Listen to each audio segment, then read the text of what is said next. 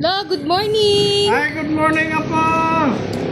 Aba, kuwari kayo may tatanong ka naman, ilang araw kang hindi nakapagtanong sa akin. Kaya nga ho, busy eh. O ano Madami naman na. ang itatanong mo at kaya may lakad? Ay, Lo, yung kaibigan ko nagkwento sa akin. Ah, Ano kaya ang pwedeng solusyon? Kasi nagpautang siya dun sa trabaho niya.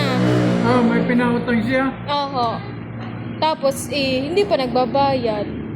Ano kaya ang pwedeng solusyon doon? May interest ba yun? Wala po. Walang interest. Tiwala lang. Pagka siningil daw niya, ano daw reaksyon? Nagagalit pa. Nagagalit pa pagka sinisingil. Oo. So, wala akong po masasabi sa kaibigan mo. Dahil ang kaibigan mo napakabait, ha? Nagpautang siya ng walang interes. Utang na loob yun. Mhm. Kaya siya nagpautang, may tiwala rin sa tao na iyon. Ibig sabihin, utang na loob pa uli yun. Yung kasing tiwala yun eh. Kaya siya nagpautang doon, may tiwala siya.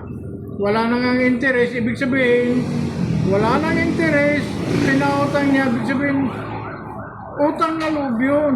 May tiwala na siya, may utang na loob pa. Ngayon, doon sa umutang na lang, ganito na lang. Ako rin doon na lang sa may umutang, sasabihin ko. Doon sa umutang, pagka kayo naman ay siningil, lalo't wala namang ka-interest sa inyong utang, huwag naman kayong magagalit pagka kayo sinisingil. Bakit? Pinautang kayong walang interes. Nangako kayo na babayaran nyo ng kayo. Bago hindi naman kayo tumupad sa usapan. So, anong gagawin sa inyo? Alangan man luluhod pa sa inyong, kahit araw-arawin kayong sisingilin noon, o anong gagawin sa inyo, wala kayong magagawa. Dahil kayo ang may pagkukulang. Ha? Kagaling noon at may tiwala yung tao, pinautang ka na walang interes, ibig sabihin, utang na loob yun. Ganito, ikaw naman na umutang, baka naman kidlat pa ang maniningil sa'yo. Alam mo po, yung mga ganong tao, hindi yan mabibless ng Panginoon.